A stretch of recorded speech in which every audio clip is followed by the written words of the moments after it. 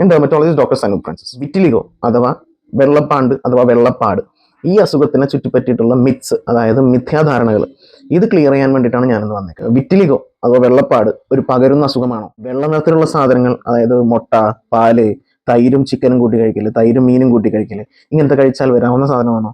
പാണ്ട് എന്ന് പറയുന്നത് ഒരു മുൻജന്മത്തിലെ പാപങ്ങളുടെ ശിക്ഷയാണോ? ഇതുള്ള ആൾക്കാർക്ക് ബുദ്ധി കുറവുണ്ടോ? സ്കിന്നിൽ മാത്രമല്ല ശരീരത്തിനകത്തും ഒരുപാട് അസുഖങ്ങളുണ്ടോ? ഇതൊക്കെയാണ് സ്ഥിരമായിട്ട് വിറ്റിലിഗോ ഉള്ള പേഷ്യൻസിനുള്ള ചോദ്യം. അതിന്റെ ചുറ്റുവട്ടത്തുള്ള ആൾക്കാർ അവരിൽ ഉണ്ടാക്കുന്ന സംശയങ്ങളാണ് ഇതെല്ലാം. ഇത് പകരുന്നൊരു അസുഖമല്ല, വെള്ള നിറത്തിലുള്ള ഭക്ഷണ പദാർത്ഥം കഴിക്കുന്നതിൽ നിന്ന് വരുന്ന അസുഖമല്ല, ഒരാളിൽ നിന്ന് മറ്റൊരാളിൽ തീരെ പകരുകയില്ലെന്ന് മാത്രമല്ല, മുൻജന്മത്തിലെയോ ഈ ജന്മത്തിലെയോ തെറ്റുകൾ കാരണം ഉണ്ടാവുന്ന ഒരു അസുഖമല്ല. ഇത് ഒരു ഓട്ടോഇമ്യൂൺ കണ്ടീഷനാണ്. ബോഡിയിൽ ഡിഫൻസിന് വേണ്ടിയിട്ട് ബോഡി തന്നെ ഉണ്ടാക്കുന്ന പല സാധനങ്ങളും പലപ്പോഴും നമ്മുടെ ബോഡിയുടെ ആവശ്യമുള്ള സംഭവങ്ങളെ നശിപ്പിക്കുന്നു. അതിലൊരു ഉദാഹരണമാണ് വിറ്റിലിഗോ. നമ്മുടെ ബോഡിയിലത്തെ മെലനിൻ ഉണ്ടാകുന്നത്, നിറം തരുന്ന മെലനോസൈറ്റ്സുകൾ നശിപ്പിക്കുന്ന ഒരു തരം അസുഖം. ചികിത്സിച്ച് നല്ല രീതിയിൽ കൺട്രോൾ ചെയ്ത് നിർത്താവുന്ന ഒരു അസുഖമാണ്. Thank you.